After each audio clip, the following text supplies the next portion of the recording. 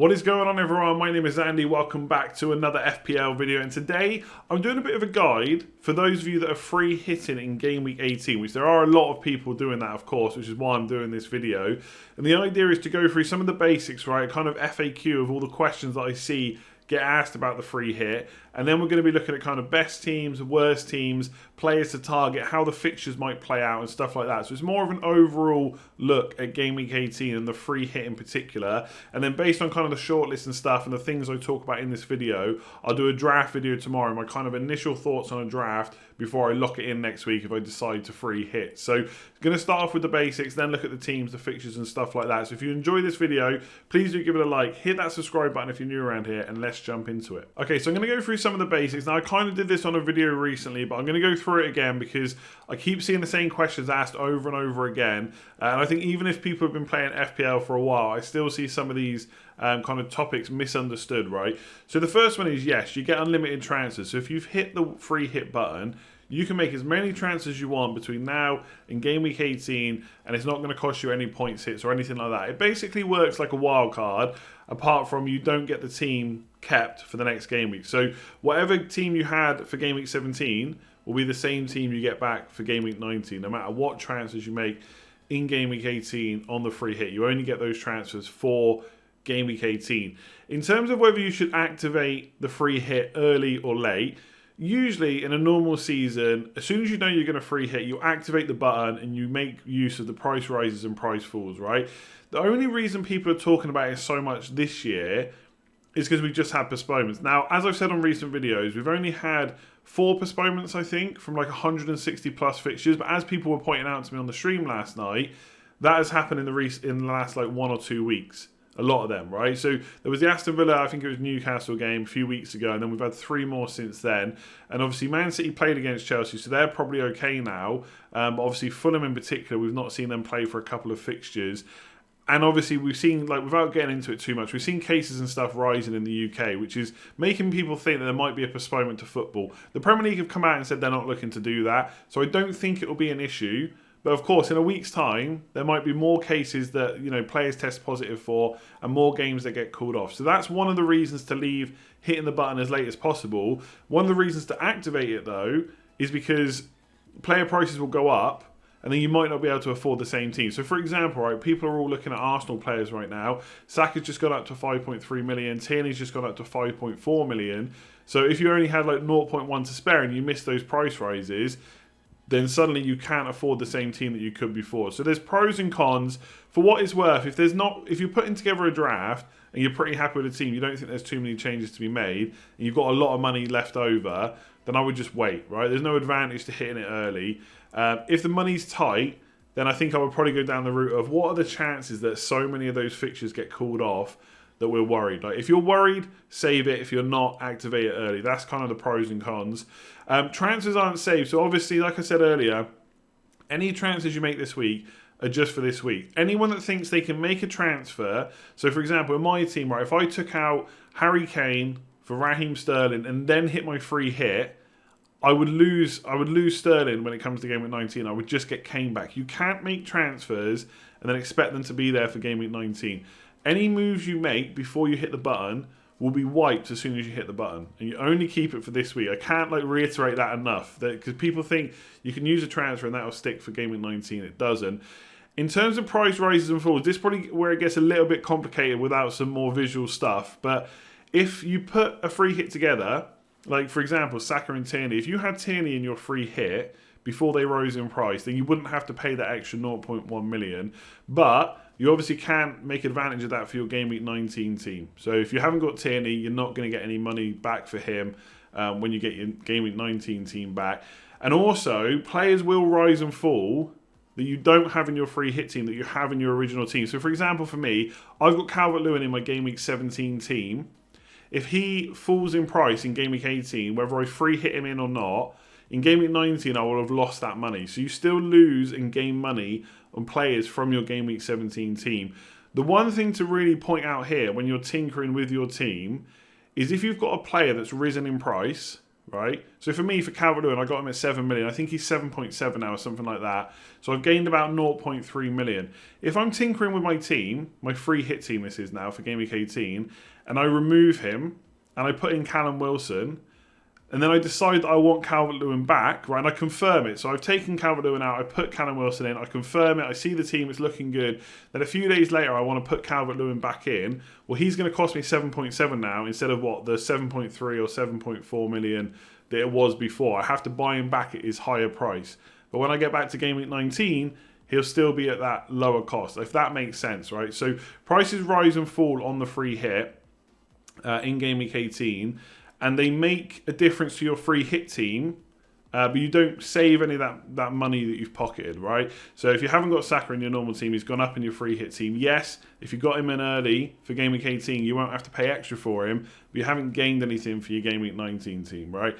And then any players from Game Week 17 that you get back in 19, they can rise and fall in Game Week 18, and they will affect your overall squad value, but only for Game Week 19 onwards. So hopefully that makes sense. That's some of the basis. I think I've got most of the questions that I keep seeing being asked covered, but as always, if you've got any more, leave a comment below. Let's get onto the teams for Game Week 18. Okay, so I want to take a look at the best and the worst teams, and the way I'm going to do this is use expected data. Personally, this is what I use quite a lot now, especially for this season, because it kind of incorporates a lot of data in one. So the amount of shots in the box, it's all kind of incorporated by expected goals, because the closer you're shooting to the goal, the better the XG number is, right? Or the expected goals conceded number. So this is best teams. Obviously for XG, you want a higher number because that's kind of your chances created, the amount of shots you're having.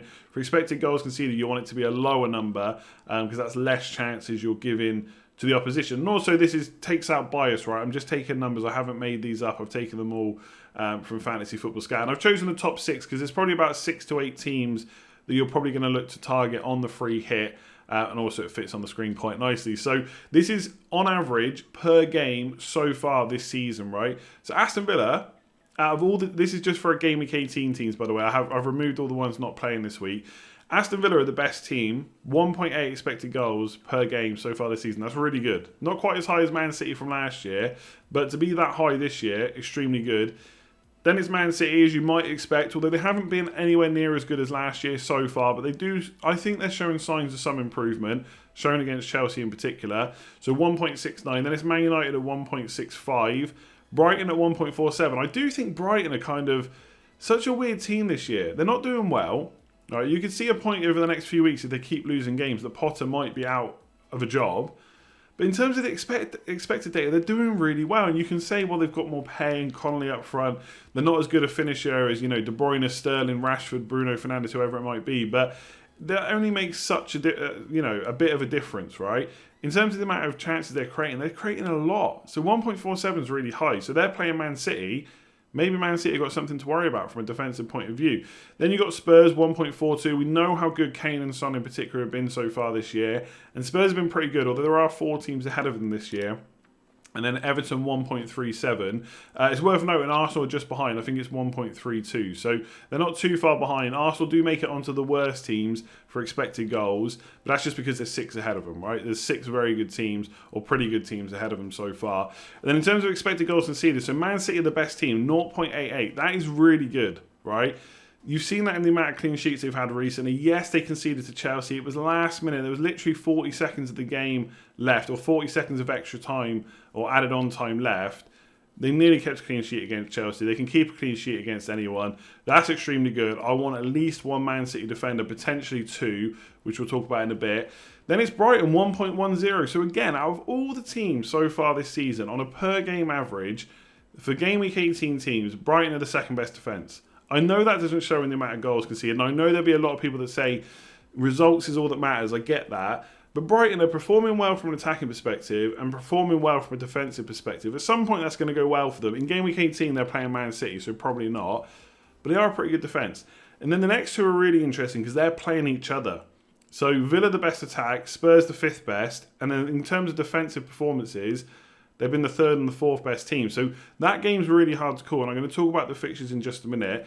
Then it's Arsenal 1.23, so better defensively so far this season than Man United at 1.3. And also, by the way, Wolves are on 1.3 as well, so a little bit harsh to leave them off this list. So Best attacks, as you'd probably expect, Man City, Man United, Spurs, but also Villa right up there. So Grealish and Watkins are really good options. And then defensively, Man City the best by a mile. You could look at Brighton, but obviously they're playing Man City, so that's going to put you off. Then Villa defence, really good, and Spurs defence. So how are Grealish, Watkins, Son and Kane going to do in that game? Obviously what you really want is one of the best attacks versus one of the worst defences. We're going to talk about that when we talk about the fixtures. But I thought those numbers were quite interesting. We also obviously need to look at the worst teams, right? We need to know who to target as well. So obviously with worst, the numbers are flipped, right? For XG, for worst, you're looking at a low number. And for expected goals conceded, you're looking for a high number. So reasons why data is sometimes interesting is because what you perceive, what you see with your eyes, or maybe what you see in the table, isn't necessarily what's happening kind of behind the scenes. And obviously, you hear it all the time. You'll say, how is that team not won? They had so many shots, etc., etc. And that is kind of what expected goals is explaining, right? So when I came into this, I thought Sheffield United would be the worst attack. And to be fair, they're not very far off. But Burnley, 0.95 is really low. Now, Chris Wood is someone you've probably heard me talk about before. A decent option. His numbers are always good. So many of Burnley's chances must go through him for him to have such good numbers. And you'd expect that, right? The top players or the top attackers would have the best numbers. But for his numbers to be so high and Burnley's so low means if he has an off day or the other team mark him out of the game, they're really going to struggle. So Burnley 0.95, that's extremely good for anyone considering a Man United defender. Sheffield United really bad, 0.98. But so are Wolves, right? Wolves just put 3 against Brighton. Like how that game was 3-3, Wolves versus Brighton, I do not know. But Wolves' attack has been blunt so far this year. And obviously they're missing Jimenez. There's no Jota. There's no Doherty. There's no Johnny, right? He's someone we've forgotten about, a left back / left wing back as well. So their attack's really poor. Newcastle, again, 1, awful. Crystal Palace also 1, really bad. And then to be fair, Arsenal probably a little bit undeserved to be on this list, to be honest. It's just because I did top 6 and then bottom 6. But they're just behind Everton. So their attack's not been bad. But those 5 teams are where you kind of want to target for defensive returns. So obviously Burnley playing Man United. Sheffield United and Newcastle are playing each other. So although their defences are both pretty bad, so are their attacks. So that's an interesting fixture, which we'll talk about in a sec. And Crystal Palace are bad. They're obviously playing Arsenal as well. And then in terms of expected goals conceded, I've talked about this quite a lot, right? Well, before Liverpool played Crystal Palace, right, I had Salah captain. I said, although Crystal Palace are this team you think are quite good defensively, they haven't been so far this year. Obviously, Salah didn't play, but they absolutely battered them 7-0. And he came on late on and got his couple of goals. So they're really bad. Sheffield United really bad this year. Dean Henderson got them out of a bit of spot of bother last year. Obviously, they are missing a couple of key players, at least in defence. They're missing one. Ampadu's not looking great either. So Sheffield United defence is awful. Definitely would want to target them. Newcastle's doesn't get much better. Everton's been really bad this year. I know they're missing Luka Dean, but even when he was in the team, they were still conceding plenty of goals. So it's interesting how that Wolves-Everton game will go, to be honest, because Wolves' attack is quite blunt, but Everton's defence is quite, it gifts you chances at times. Burnley 1.35 is not great, and then Wolves 1.3. Like I said, that's the same as Man United, so again, a little bit harsh to put them on this list maybe instead of Man United, but yeah, I think Man United defence probably looks good against Burnley, and Sheffield United, Newcastle, that could be a boring 0-0, or it could be, because their defence is so bad, Sheffield United, that there could be goals in it for Callum Wilson. I guess it depends how much they're going to come and play, right? So we're probably worth looking at the fixtures, and then we'll start looking at the short list of players. Okay, so let's look at the fixtures and how some of these games might go. So as I mentioned just then, Sheffield United versus Newcastle is one of the most interesting fixtures in a certain way, because both attacks are really blunt, right? They don't really create too much. They don't have too many chances. But both defences are also really bad. So we could see goals for either side. It could be a 1 or 2 or something like that. Or it could be a really low scoring 0-0 or something like that. Or maybe a 1-0 victory to whoever nicks the goal early on or late on, whatever it might be. I think for me, I'm not really considering Sheffield United at all, because there's just not, their attack is awful, right? Even last year, okay, they scored a few goals. They're able to stay up quite comfortably, but they didn't score that many, and that hasn't really changed this year. Brewster, no good. Mousse, whoever it is in attack, just not good. And then defence, like who would you even go for? So Newcastle's the only one where I consider someone, potentially a goalkeeper, maybe a bench option if Lascelles is back, or Lewis or someone like that. They're cheap enough. But Callum Wilson is someone that definitely interests me, because if you look at players that are kind of 6.5 million or below in attack, and when I do my draft tomorrow, I think it will be quite heavy in midfield in terms of money spent. when you look at cheap attackers, okay, you've got Calvert-Lewin, who some people got for 7, but a lot of people have sold. Fabio Silva for Wolves, but obviously he's a bit of an unknown. Morpay, Welbeck for Brighton, who's going to start? Watkins for Villa is decent, but he's playing Spurs. So as cheap strikers go, Callum Wilson is probably the best option. Maybe Chris Wood, but he's playing Man United, right? So you wouldn't expect too many goals there. So Callum Wilson, despite Newcastle's attack being pretty bad, he's a bit like Chris Wood, right, in that Newcastle attack. The Newcastle as a team don't create too much and don't have too many chances, but if they do, they fall to Callum Wilson. The difference between him and Wood is he's playing Sheffield United. So I do like Callum Wilson. Burnley versus Man United is a game that usually I would expect to be actually quite low scoring, but Burnley's defence maybe hasn't been as solid as previous years, and their attack is nothing to write home about. And I do think these kind of fixtures generally come down to how quickly can the better team, who you'd say is Man United, or if it was Man City or Liverpool, whoever it might be, get that early goal. We've seen Burnley get turned over 5-0 by Man City, and I'm not saying Man United are as good. If they nick an early goal, there could be 2 or 3 in that. So I quite like Man United attack for this game week. Wolves versus Everton.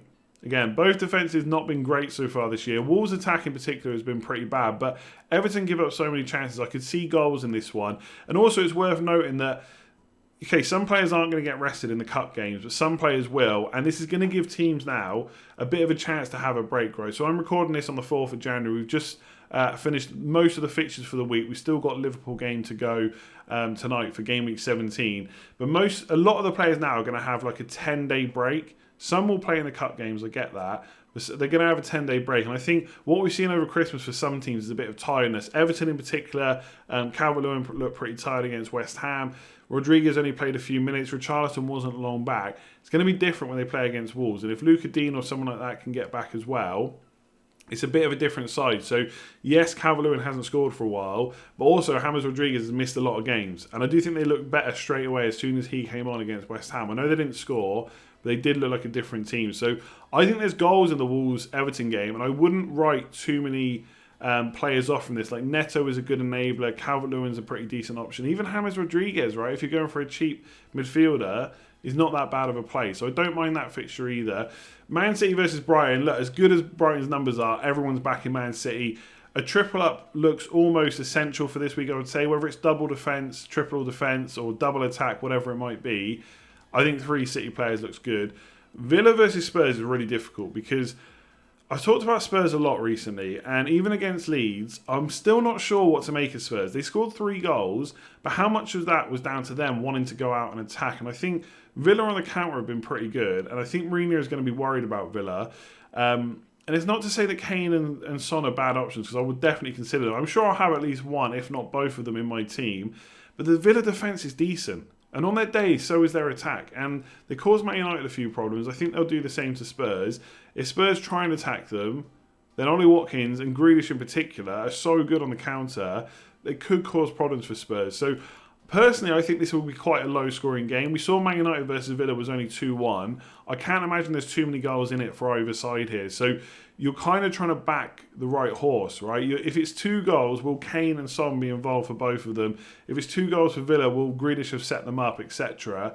So picking the right player is going to be difficult. I certainly don't think I would go into this game with kind of Grealish and Watkins and Kane and Son. I think it's too much riding on a game which I could see being quite close. I don't see this being too much of an open game. I think it'd be very much like Villa versus Man United, like I've said. And then and then Arsenal versus Palace. I mean, this is a great time, probably, and I know people are going to be amazed to hear me say this, to jump on Arsenal, right? They've won 3 in a row. They've shown that against West Brom they can still score goals. 7th best attack, okay, out of 12 teams, not great, but they're not far off. The chasing pack that the pack they're chasing, like Everton weren't that far ahead of them, and Crystal Palace are the worst defence. Right, I've said this for a while now. We should look to target them. Villa put 3 past them. Liverpool put 7. The only thing is, obviously, they've put Mitchell back in the team. They only conceded 1 to Leicester and none to Sheffield United. But the Sheffield United game wouldn't really change my opinion too much. So again, I'm not sure I'm looking to triple up on Arsenal attack, but there's some good enablers in there, and they should definitely be able to get some goals from this game. I'm still not convinced it'll be super high scoring, and so it would worry me if I had double attack, for example, of nading the right player. but there are some good options in there. And now it's probably a good time to talk about the shortlist where I've put down kind of all the players that I will be looking to target when I'm building my squad. So this is the shortlist that I've come up with, right? After all we've just talked about, which teams to target, which fixtures to target, these are really the only teams and players that I'm considering for the free hit. So anyone you don't see here, I'm not really considering, right? Now, this is obviously more than 11, but I think it's worth keeping an open mind to certain players because at some point you might build a team you really like and then you realise you've got to downgrade someone, so you need a cheap midfielder or a cheap striker, whoever it might be, and then maybe you come back to a list like this. And obviously it's worth doing your own list because it might differ to mine. Couple of things though, this is a short list for the first 11. I'm not really worried about bench options right now because, yes, okay, I've not got Crystal Palace on here. Maybe it's a little bit harsh to Zaha not to be on here, but there's plenty of players at his price point I would prefer instead of him. But, yes, I might consider Mitchell for the bench, just like I might consider a Burnley defender or a Sheffield United defender, whoever it might be, for the bench. But in terms of first 11, they're not getting in, and neither are Brighton players either. I just don't see from Brighton who I'd want in my team. So let's just quickly go through them one by one. Man City, the big one, lots of options. Obviously, Stefan's on there because he's cheap, but the chances are by game week 18, Ederson will be back. If he's not, then suddenly you can get a Man City defender for like 4.5 million. Obviously, it's a goalkeeper, so it takes up a goalie spot, but that might not be the end of the world. So he's definitely on the watch list, or the short list in this case. John Stones, yes, I'd rather have Cancelo or Diaz, but John Stones gets you a cheaper price point. And again, that might come in handy when you start building your draft. So Diaz and Cancelo are definitely on there. I think for my actual team, Cancelo will be right up there. I do think he's probably first choice at this point, right? Either left back or right back. And obviously, we'll have to wait and see what the deal is with players coming back from their positive tests, like Kyle Walker. But Cancelo would definitely be my first choice City defender. And then attack, Sterling, De Bruyne are definitely up for consideration. Aguero's on the list because it's Sergio Aguero. But realistically, we haven't seen him start. Unless he gets a couple of starts in the Cup, I think the upside is obviously there because he's such a good player, but he surely has not had enough minutes at this point to warrant a place in our free hit teams, and I'll almost certainly not have him, but I won't close my mind to him completely. For Man United, not so many options I'm really considering. Fernandes and Rashford for sure. Like Bruno Fernandes is definitely in the team. Marcus Rashford potentially when I start building it. I will look at a defender, right? And Man United's defence hasn't been quite as good in terms of expected goals conceded as it was last year. So they're not, right up there as you'd expect, especially for this week when you look at the rest of the teams. But they are playing the worst attack so far in Burnley. So I think a defender is worth considering.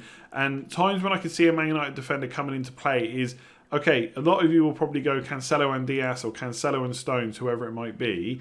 But potentially you want to go for a bit of a differential. So instead of just having De Bruyne, you could have Sterling as well. That leaves a defender slot. Perhaps that's Harry Maguire. You could go for Wan-Bissaka, okay, attacking down that right. Not as attacking as like a Trent Alexander-Arnold or anyone like that, or Reece James. But you could go for Wan-Bissaka instead. I just like the goal threat from Harry Maguire from set pieces. And Luke Shaw is a consideration, but he does share minutes at times with Telles, so that's a little bit of a worry for me. So that's the 3 from Man United. 3 from Villa are probably obvious. I wouldn't opt for a Villa defender. I don't think there's enough upside against Spurs, even for Martinez, right? There's better goalkeepers for this particular game week. So Jack Grealish, El Ghazi, if Barkley isn't back, then he's still going to be playing. He's still on penalties. Very cheap enabler, so definitely considering him. I really like Jack Grealish as well. His points per match are so high this season, and I know he hasn't done as well recently, but he's still been such a threat. And how many times have you watched a Villa game saying, how has he not got more assists? And you could say that Ollie Watkins is a bad finisher, but he gets in such good positions. They're going to start combining a lot more at some point. So Watkins is a cheap striker, El Ghazi is a cheap midfielder, and Jack Grealish is a great player. They're my considerations from Villa. And then for Newcastle, maybe Darlow as a goalkeeper. I think Bruce has come out and said that he is number 1 now. I think it was Business Cat mentioned that on the stream last night. So he could be an option, although I think I prefer Leno potentially, because I don't see me going triple Arsenal attack or anything like that. And Callum Wilson is a cheap striker against Sheffield United over Ollie Watkins against Spurs. I think that's definitely a consideration to make. And I think Callum Wilson will be in a lot of teams. Interestingly, a lot of Arsenal players up for consideration, mainly because there's different price points and stuff in different positions. So for Man United, for example, all the defenders are around the same price. Bruno Fernandes, obvious. For Arsenal, not so much. You could go for the goalie. Leno's quite cheap. If you need a cheap defender, there's Holding. If you need a more attacking defender, there's Tierney, but obviously he costs more. Saka is a really good enabler. He's 5.3 million now. Aubameyang, okay, at this point, we probably haven't seen enough from him. It's annoying because he's back in the team, but nearly, what is he? He's about 11.5 million or something like that. He's probably going to be too expensive to fit in. Like, if I'm thinking Aubameyang, or I'm thinking double up on City attack with Sterling, there's probably only one winner there. But if you did want an attacker outside of Saka, there's Lacazette, who's playing up front. I think he's scored in the last 3 matches now, and obviously that does coincide with Arsenal getting 3 wins on the bounce as well. So he's someone to consider. I've not put Smith Rowe in here because he'd probably just be on my bench. I don't think I'd be in a position where I'd want to start him over Saka. So if I was going for a cheap Arsenal midfielder, it would definitely be Saka, would be the one. Spurs, Son and Kane are obvious, but defender is also worth considering if you don't go for a Villa attacker. So Reguilon, potentially, or Dyer if you want to save a bit of money. Again, I do think when I build my draft, I think City, Arsenal and Man United is probably where my defender spots will go, and I'm not looking to probably play 4 at the back, so it would just be 3. But worth considering a Spurs defender because they have been good this season. And Son and Kane are, I mean, come on, obviously they're on the short list. And then last 2 teams, probably, I wouldn't see many people putting Everton and Wolves players in their team. Defensively, they've not been great this season, either team. But Saiss is goal threat. He's back in the team, in this back 5 now for Wolves. And his goal threat from set pieces is ridiculous, right? So Saiss is definitely a consideration. Neto is a good, cheap enabler for Wolves as well. And then looking at Everton, don't write off Rodriguez. I know he's only just back from injury, but he got some minutes under his belt for West Ham. So he could be an option at his price point. Very creative, especially with Calvert-Lewin there. I know, again, he hasn't scored for a while, but I don't think it's going to be a case that Calvert-Lewin scored for 10 game weeks. He's not going to score for the rest of the season. Having Rodriguez back is huge. Playing a Wolves defence, which is in transition in so many ways in terms of the personnel in the defence, the formation they've played, going from 5 at the back to 4 at the back, back to 5 at the back.